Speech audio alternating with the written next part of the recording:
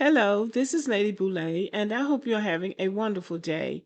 Thank you for your support. Thank you for subscribing to the channel. Thank you for your comments, and thank you for your thumbs up. Thank you for all you do to support the channel. And yes, we are commanded to love one another, whether we want to or not, or whether we agree with each other or not. Well, O'Shea Duke Jackson is a Black American living in Uganda in Africa. He is a manosphere type that, one of the types that I just really couldn't stand when I came on social media because, as far as I'm concerned, he's a very anti-Black American woman. I don't know what these young women have done to him, but he comes across as being anti-Black American woman to me, regardless to what he says. Apparently, he went to medical school in Poland, but ended up in Uganda, where he seems to really like living. But he's had some experiences with Africans that other Black Americans have spoken about. In my opinion, based on his videos, and I have watched some of them, he's been making a big effort to get along with them. I'll put it like that. So he actually would be an authority on this subject. And he knows a lot about what's going on over there because he's been over there with them, doing business with them. So now he comes out and tells the truth about doing business in Africa, which I found very interesting. And so I'm going to share some of what he said with you. You literally will get scammed here in Africa. You will lose your money in Africa. And don't nobody care about your experience. At the same time, why they're marketing to you. All you're going to get is sorry about that. That's all they're going to tell you. They're going to tell you nothing else. I'm sorry. Jeremiah Kasimba, go sit on it. Okay? Because all they're going to tell you is I'm sorry. Nothing else. You risk your stuff. Ain't no protections for your ass over here. For the most part. They want you to take the risk. Come over here. Come do this. Now, to be fair, I'm going to say this. Uganda never really says that. So, but most countries are even inviting y'all over there. Y'all picked up on that, right? He lives in Uganda, so he's not going to mess his situation up with Uganda. So he says they're doing it everywhere else, but they're not doing it in Uganda. Okay, so as they say, you really do have to peep game. But let's continue. Now they trying to even take you over to Burkina Faso, where your ass don't have no level of a chance to really do nothing over there. Even if you were to get residency, who that cares about you takes you to Burkina Faso? Tell me one person. It's almost like this. Listen, I'm going to take you to a dangerous place that just had a military coup, and I'm going to get you residency there.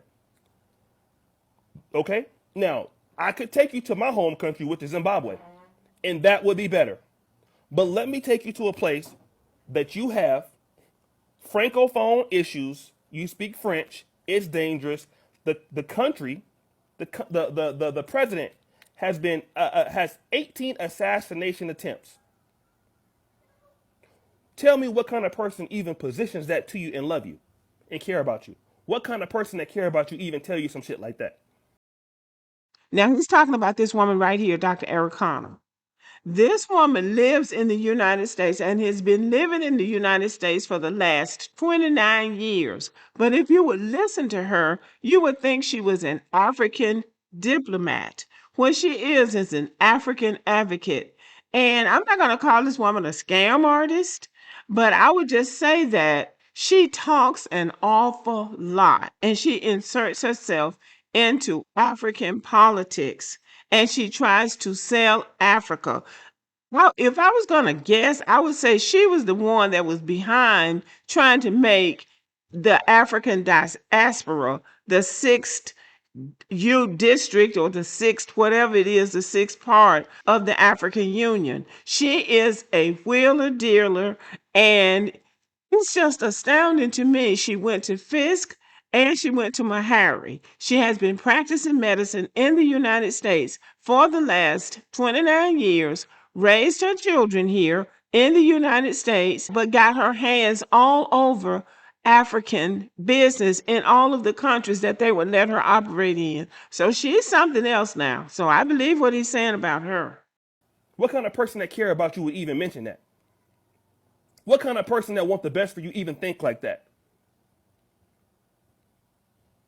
As a person who care about black people, you supposed to tell them no. That's not a good idea. Let's take them. If we're going to ask them to go someplace, why don't we give them a safer place? Can we go get a deal with Rwanda?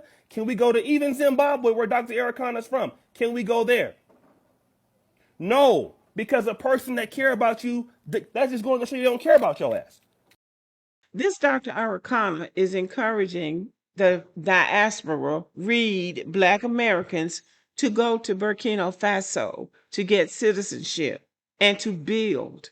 Now, anybody in their right mind would know that Burkina Faso is not a place for you to be going now to build or to gain citizenship. They speak French.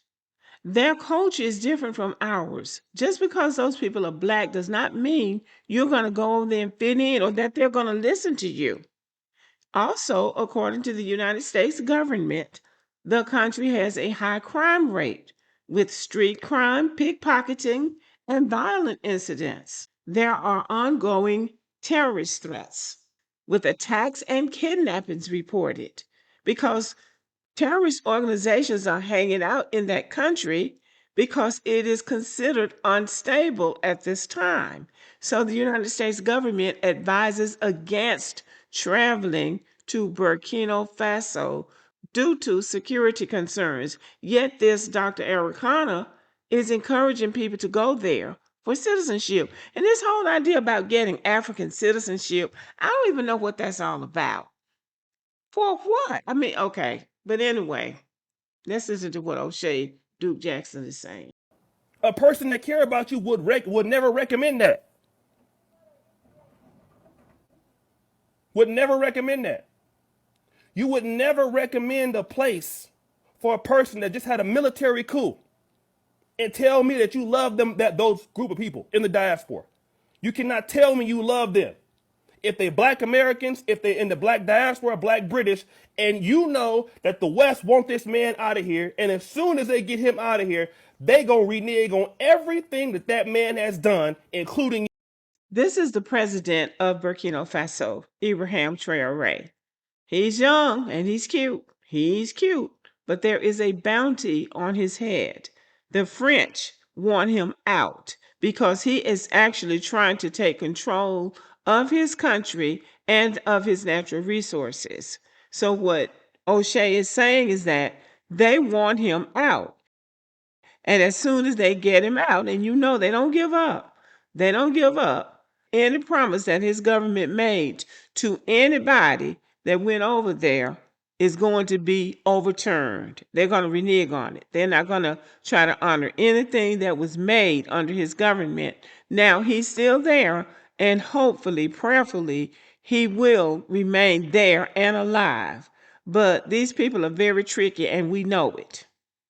And you tell me that you're going to get black Americans and the black diaspora, they're going to invest in businesses and all that, that could be null and void. It could be. Why would you give him that risk? And you got all kind of stuff going on there. You got Boko Haram and all kind of jihadist groups there in the country. So you tell me who loves you acting like that. You tell me who care about you acting like that. You tell me that. And then if you call that out, somehow I'm a CIA agent. Somehow I'm a problem.